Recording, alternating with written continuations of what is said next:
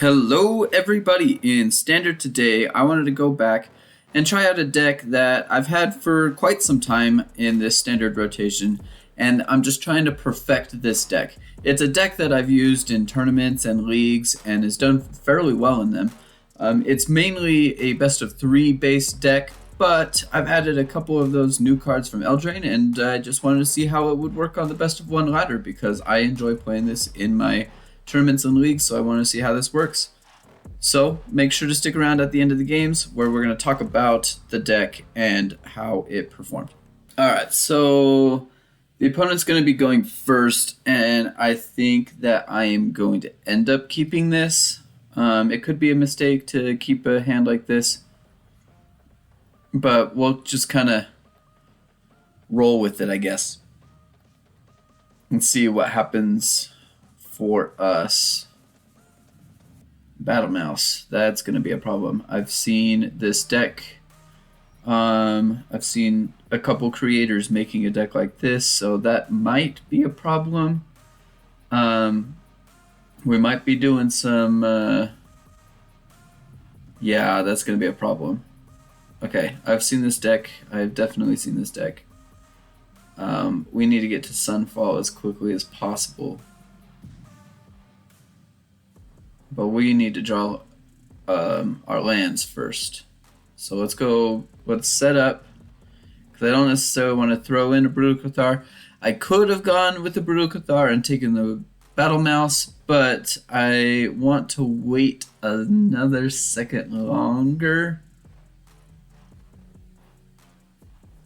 They got another Yoshin, then... Oh no, they're just going to Convoke straight up. Okay, so 4 mana... stuff in their hand. Oh, they grabbed nothing. They got nothing. Oh, that's a problem for them. And the other problem is that we just whiffed.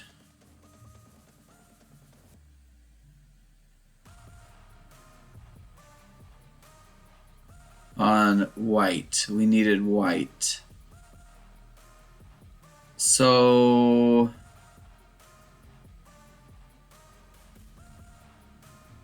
I might just play Brutal Cathar and take their token. Alright, so we need a white mana. We need a white mana bad. One, we need mana in the first place. We need mana first.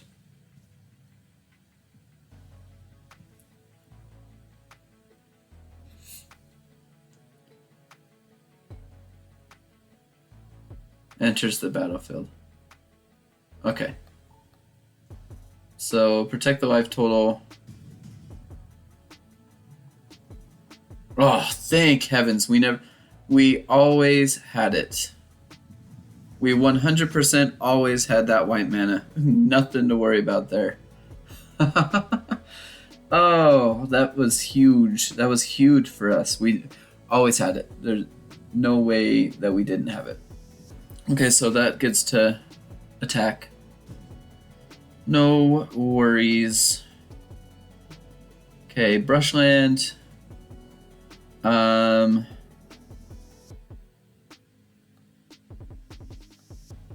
we're gonna activate this and we win. I mean, we're gonna activate, we're gonna throw down probably the Tamiyo. Like, we're just... or hold up for the Wandering Emperor, and we were going to win. Like, that Sunfall, that's why the Sunfall is in the deck. Just in case, we're kind of a slower deck, so that's why we've got the Sunfall in the deck. For situations like that. Alright, so the opponent's going to be going first again. I'm going to keep this one. I think this is one that we can keep. So we'll throw that down. We've got a lot of things that we can play on turn 3. Just a matter of when to play them. Still no blue mana, which, you know, is tough when we've got these here. But you would be expecting to get a little something, but we don't have that. Brutal Cathar can take that pretty easily. They play something. That's great. That means that Brutal Cathar can take that.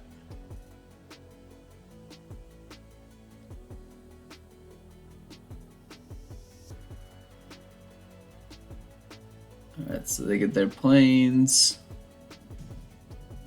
Perfect. Wow.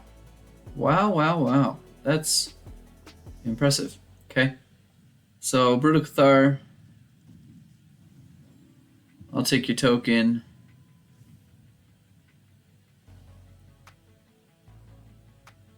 I would imagine they drop a plains or another land out there.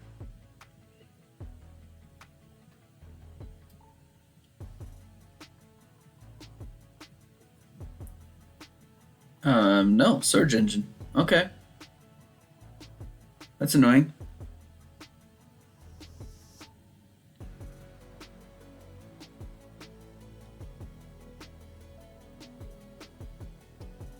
Yeah, that's really annoying.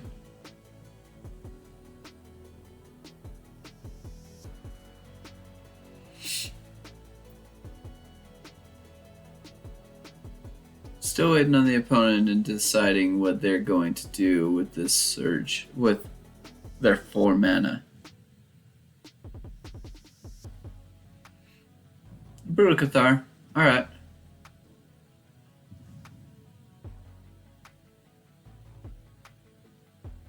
It is what it is.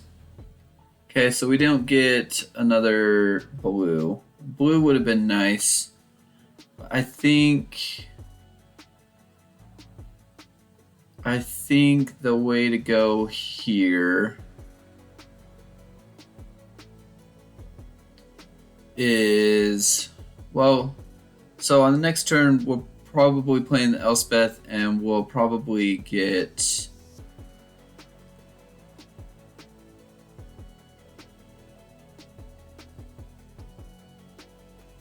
let's just throw down Hylda's Crown. Let's just throw it down. Let's get it ready.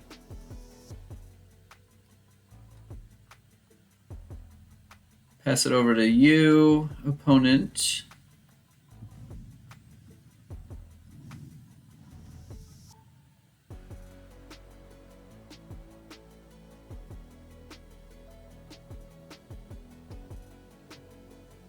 That virtue of loyalty is going to be a pain.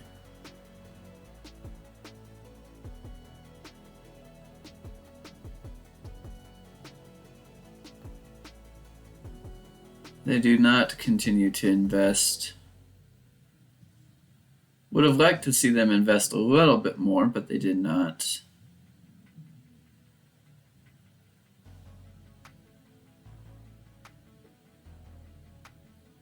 Hopefully they invest into the board. They do not. They do not invest into the board.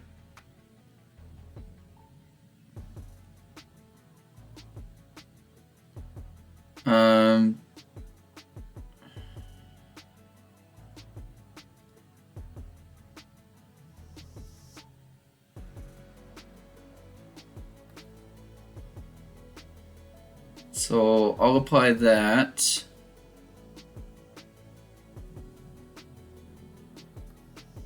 And we'll throw down the Prodigy.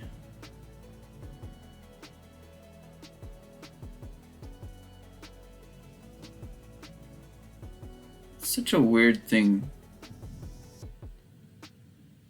Glad we got it out of their hand, though.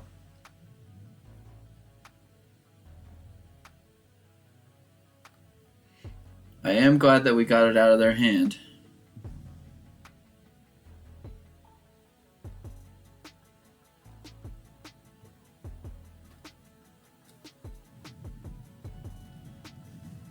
Yep, virtue. Okay.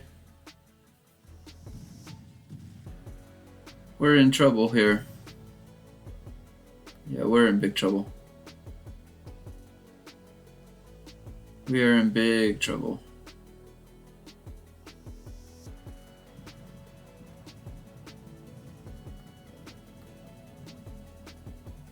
Let's throw those down. Wow, that's fantastic. That's awesome. Oh, we do hate that. We do hate that a lot, actually. A lot of hate on that one. Game. Time to go on that one. Bad hands not working out on that one. Bad hands not working out. Alright, so we're going first, and this is a dangerous keep if I end up keeping it. I am going to keep it because I'm a mad lad, and we're going to see if we can get anything going. The mountain isn't my favorite thing, but they're wasting a play with fire already. Oh man, okay, so we need to draw land on this next turn. So Dusk Legion Duelist. We need to draw land on this next turn, and I would like it to be, that's perfect. That is perfect. Okay, I'm gonna go Brokers Ascendancy. It's probably a dumb thing to do, but I'm gonna do it. They're gonna eat 2. We're gonna grow. We're gonna draw. Okay, that's perfect. Okay. And then I've got options. So I could go Kodama or I could go Brutal Cathar. The big point is trying to get out of that play with fire area. If we can get out of the... Oh, Lightning Strike? Alright. So Kodama doesn't work anymore.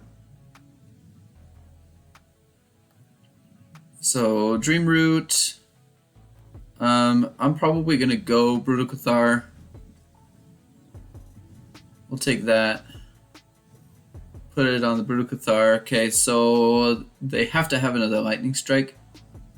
They do. Okay, so they had exactly what they needed, and that's fine. So that's, they still can't attack with it. Urza's rebuff is one of those that's like perfect for us. We'll leave it alone. We'll hold up the rebuff. Gala Greeters goes to 2/2. We've slowed down mono red enough. Ancestral Anger. Target creature gains trample. It gets where X is 1 plus the number of cards named. Okay. I'm gonna let it go.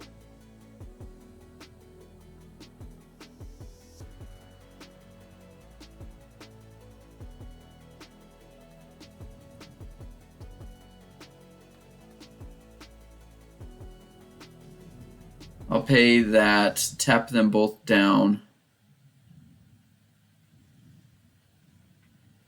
Okay. Okay.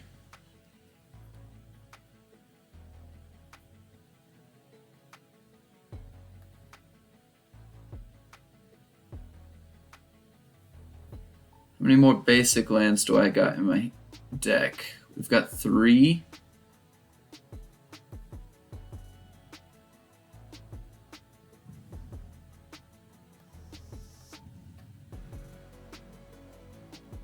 Oh, whoop. My bad. So yeah, we'll go Kodama. We'll attack in with the Gala Greeters. I want treasure.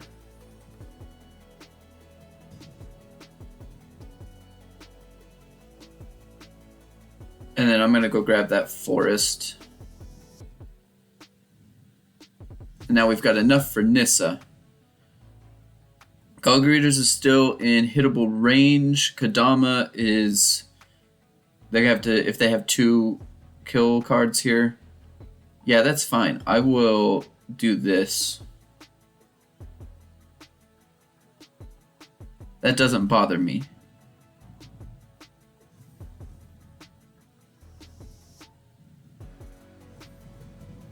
Okay. It survives, though, and that's the annoying part. That does survive.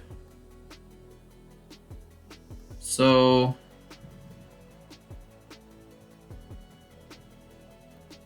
auto pay it all.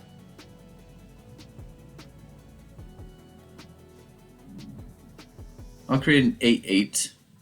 We'll gain some life. Because that sounds smart. I'll play that. And no attacks. And now we wait for your go. You've got one card in hand. Festival Crasher. Alright.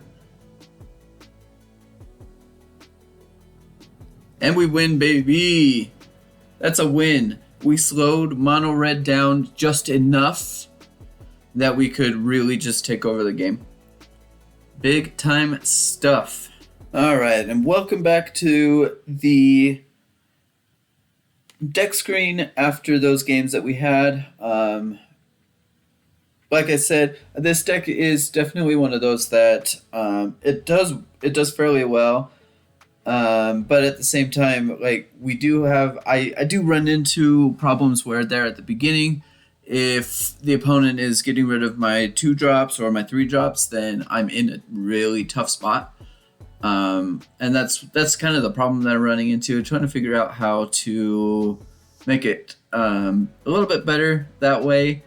Probably need to add a couple more of those quick things right away, some sort of board interaction other than these freezes and rebuffs, because a lot of the time this deck is very much a mid-rangey deck, which doesn't necessarily lend you to a great side on the best of 1 ladder. I'll have to try it out on the best of 3 and kind of see how it goes. I mean, I've been playing it on best of 3 and it does fairly well. I am pretty happy with how it does. And then I've got some sort of interaction stuff here with the sideboard. That's why I've got the Tamiyo safekeeping, trying to keep our stuff alive. We've got a couple things that are able to handle the opponent a little bit there at the beginning. But that's kind of... The sideboard needs to be cleaned up a little bit. But, I mean, this is how the deck is. It does fairly well. But if we're not drawing into the things that we need, then, I mean, just like any deck, if we're not drawing into the things we need, then we're not really doing very well. So, let's talk about what's in the deck and why we've got them in the deck. So, Dusk Legion Duelist, I mean, we've got the Brokers Ascendancy. That's kind of where the name comes from with the Tamiyo Ascendancy, because it's kind of more of a Planeswalker deck a little bit. And that's one of the things that we've got with the Ascendancy. I really like Tamiyo, and that's who the deck is really based around. And then we're trying to give it +1/+1s and increase the loyalty, basically proliferate for the deck. And that's one thing that's really good with Dusk Legion Duelist, is that when it does get the +1/+1 counter, we're able to draw a card. And that's something that we need a lot more of, is to be able to draw cards, and Dusk Legion Duelist does fairly well at doing that. Then we've got 2 freeze in the place. Got this for the Elsa deck. It's also one of those slows the board down because we tap the target creature and then they have 3 stun counters. Plus we get to scry 2, which is pretty good for 2 mana. The only downside that I do have about it is that it is a sorcery. So it makes things a little bit more difficult to try and want to... It makes decisions, gives us more decisions to make on turn 2 than we probably would like to do. We've got 3 Gala Greeters. This is in here. It gains us life against those mono reds. It gives us treasure. We can get that +1/+1 counter on Gala Greeters. But that's kind of what it is there, to try and give us a little extra, because, I mean, we do have a lot of things that are really expensive in the deck. So getting extra treasure is always a great thing. That's usually what I use this Gala Greeters for in the deck, is to get more treasure. But gaining 2 life has its place and does fairly well when it does that. And then we've got 3 Brutal Cathars. It's just board removal for the opponent. When we're playing the games, it just handles the opponent when we need it, and it can get pretty big with the Broker's Ascendancy on the field. And then we got 2 Urza's Rebuff. This is our counter spell, but it also acts as a Elsa helper as well, with tapping up to 2 target creatures, so that helps. And then we've got Kodama of the West Tree. Now, I like this card. I've only got 1 in here because it's not necessarily a card I want to be drawing a lot of. But in the later games when we need it, we can really use it. So modified creatures, so every +1/+1 counter we get on it with Brokers Ascendancy, everything has trample that can win us games, and whenever a modified creature deals combat damage, we get to go look for our basic land. And we've got five of them in our deck to be able to go and grab. Maybe I need more, I don't know, but I only have one Kodama in the list, so that's kind of one of the reasons why I'm okay having less basic lands in the deck as a whole, because I want to be able to get the colors that we need more often than not. And then I've got 2 Prodigies prototypes. So this is one of those things that's like, it kind of surprises an opponent. We crew it in, it's a 3/4, that's pretty strong. And whenever it attacks, it creates a pilot creature token that can then crew the Prodigy's prototype. It can do fairly well when we get it going, but we need to be able to have creatures at the beginning to get it to crew, and that's where Gala Greeters, Dusk Legion Duelist, and the Brutal Cathar really come into play to be able to get the prototype going. If we can get prototype going, we can do fairly well because of the Brokers Ascendancy, and we've already talked about Brokers Ascendancy there. And then we've got 3 Hylda's Crown of Winter. Probably can take it down to 2. It's something that we don't necessarily need to draw a lot of, but I do like to have the ability to be able to tap the target creature. For Elsa, probably leaning a little too heavy on Elsa in the deck, so we probably should tone it down a little bit with the Hylda, and we can probably take it out. But I do like being able to have the Hylda because we only have the freeze in place and the rebuff to be able to tap the opponent's stuff. So having the Hylda's Crown is nice to be able to have in the deck, but we probably can trim this down a little bit and add something else in here in the 1 mana or 2 mana slots so that we can have a more focused deck going forward. But this is a constant being able to activate Elsa's ability. Speaking of Elsa, I'm going to talk about it right now. So this card is one of those new cards. I'm sure a lot of people have seen it. So whenever we tap an untapped creature that the opponent controls, we can pay 1. When we do, we get to create a Snow Golem, or we get to put +1/+1 counters on each creature we control. Don't necessarily need to do that with the Broker's Ascendancy, or we can scry 2 and then draw a card. And that is pretty strong by itself. It could be a card that can really dominate the game. That's why we've got 3, so that we can see a lot of it. We didn't necessarily see them in the games today, but this is one of those cards that really helps in those best of 3 games. A lot of the times the opponent has a difficult time being able to hit the Hylda, and if they don't have an ability to hit the Hylda, we really have a hard time. Hylda, Elsa, I call it Elsa. Now that I'm reading the card, I see Hylda all the time, but I call Hylda Elsa all the time. So that's Elsa right here. Then we've got Wandering Emperor. We've got 3 of the Wandering Emperors. Obviously, really good card that we all know of and love or hate, but I love it when it's on my side. And then we've got 2 Elspeth Resplendents. This is really good. We get the modification that we can either have Flying, First Strike, Lifelink, or Vigilance, and it gets a +1/+1 counter. And if we can get to that -7, which we can pretty easily with the Ascendancy, and if we have a good enough board presence, we can get to that -7 pretty dang quickly. And we create 5 3/3 angels, which is fantastic. But that -3 also is pretty good. We can find something with mana 3 or less. We've got a lot of those in our deck, and it gets a shield counter on it. And then we've got a 1 Sunfall. This is in here just in case, because like I said, it's a little bit slower of a deck. If we need to have the Sunfall out to try and help us win games, we can do that. It helped us in that first game that we had, so that's why we like to have the Sunfall in the deck. And then I've got 3 Tamiyos. It is one of those cards that can tap a creature on the opponent's side, so then Elsa gets to work and do her thing, and then if we lose something into our graveyard, we can bring it back. And that's one of the things that's going to be really helpful to have, especially if an opponent is able to figure out how to get rid of the Elsa, we can bring it back. And then, so top ends, we've just got one ofs on these top ends. We could probably decide which one we want, but I added Titan of Industry here because we get to choose two things. We can create a creature, or we can gain life, or we can destroy artifacts or enchantments, which can be really good because you see a lot of the virtues going on out there right now, those enchantments, and it'd be nice to be able to deal with that if we need to, and we can protect something that we have with the shield counter, like Elsa or anything else.